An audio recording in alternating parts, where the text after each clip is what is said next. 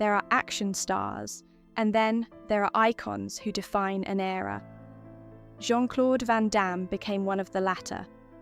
Known worldwide as the Muscles from Brussels, he embodied the explosive energy of 1980s and 1990s action cinema. His splits defied anatomy, his kicks became legend, and his screen presence fused violence with balletic grace. Yet behind the slow-motion roundhouses and thunderous applause lived a man battling private storms, addiction, failed marriages, mental health struggles, and public scandal. His life was never just about cinematic triumph. It was about endurance when the spotlight faded. A boy in the mirror, born Jean-Claude Camille François van Varenberg on October 18, 1960, in Brussels, Belgium. He grew up far from Hollywood glamour. As a child, he was thin, shy, and often mocked for his appearance and thick glasses. The mirror became his first adversary. Where others saw weakness, he began to see possibility. Pain sharpened his resolve. His father enrolled him in martial arts, hoping discipline would build confidence. What began as protection soon evolved into obsession. Training was no longer an activity, it became identity. Each kick, each stretch, each drop of sweat reshaped not just his body, but his destiny. Discipline forged in karate and ballet. By his late teens, Van Damme had earned a black belt in Shotokan karate and secured a place on Belgium's national team. Yet, strength alone did not satisfy him. He turned unexpectedly to ballet, training intensely for years. Ballet refined what karate hardened. It taught balance, rhythm, and control, skills that would later define his cinematic style. He once said, ballet was among the hardest disciplines he had ever faced. The fusion of martial arts, precision, and balletic grace created something unique, a fighter who moved like a dancer. The groundwork for his global persona was already taking shape. The leap to America. In 1982, armed with little money and enormous belief, Van Damme moved to the United States. Hollywood did not greet him warmly. He worked odd jobs, driving limousines, delivering pizzas, laying floors, while sleeping in modest conditions. Rejection became routine. Casting agents dismissed his accent.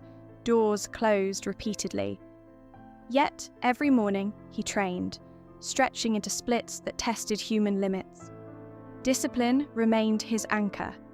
He believed the dream was real long before the world did.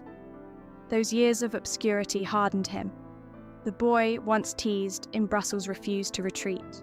Survival itself became preparation. First, breaks and small roles.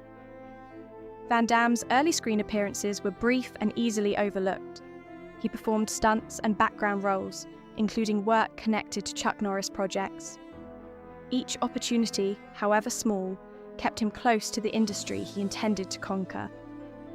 Then came a modest villain role in No Retreat, No Surrender, 1986. Though the film was minor, audiences noticed his physical charisma. For the first time, he was visible, not as a background performer, but as a presence. Momentum, though fragile, had begun. The explosion of Bloodsport. Everything changed in 1988 with Bloodsport. Playing Frank Dux in an underground martial arts tournament, Van Damme electrified audiences. The film, made on a modest budget, became a global phenomenon. His athleticism and magnetic intensity captured imaginations worldwide. The splits, the spinning kicks, the stoic glare, they became iconic. Overnight, he transformed from struggling immigrant to international action star. The boy who once whispered dreams in a quiet Belgian church was finally seen. But meteoric rises often carry hidden costs. Building an action empire success accelerated. Kickboxer cemented his status, blending raw brutality with emotional vulnerability. Double Impact doubled his screen presence, literally, showcasing him in dual roles that amplified his myth. Universal Soldier expanded his global appeal, pairing him with towering co-stars and larger budgets. By the mid-1990s, Time Cop became his highest-grossing release. He commanded multi-million-dollar salaries. Studios relied on his name alone to sell tickets. He was no longer chasing fame. He embodied it. The personal cost of fame. While box office numbers soared, his private life began to fracture. Marriages strained under relentless travel and public scrutiny. Long hours on set replaced time at home. Applause from strangers could not replace presence with family. Behind magazine covers and premieres, loneliness grew. The same ambition that lifted him upward began to erode stability. Relationships collapsed. Trust thinned. Fame amplified every flaw. The public saw invincibility. The private reality told a different story, one of exhaustion and emotional distance, addiction and collapse. As pressures mounted, substance abuse crept in. Reports later revealed heavy cocaine use during the 1990s, particularly around productions like Street Fighter. Addiction blurred discipline into chaos. Studio relationships cooled. Reliability came into question. Public altercations and legal troubles fueled headlines. The action hero, once celebrated as unstoppable, appeared increasingly unstable. Projects stalled. Offers dwindled.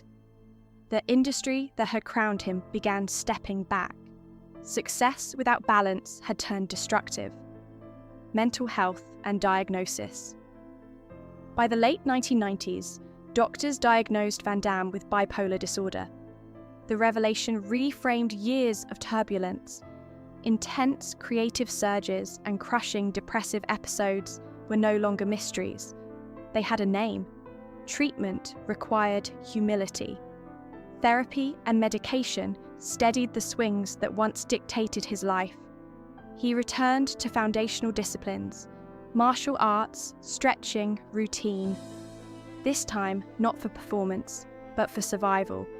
A different kind of strength emerged, the willingness to confront vulnerability publicly. The Reinvention, JCVD. In 2008, Van Damme stunned critics with JCVD. Playing a fictionalized version of himself, he delivered a raw, emotional monologue, acknowledging his failures and regrets. It was not an action spectacle, it was confession.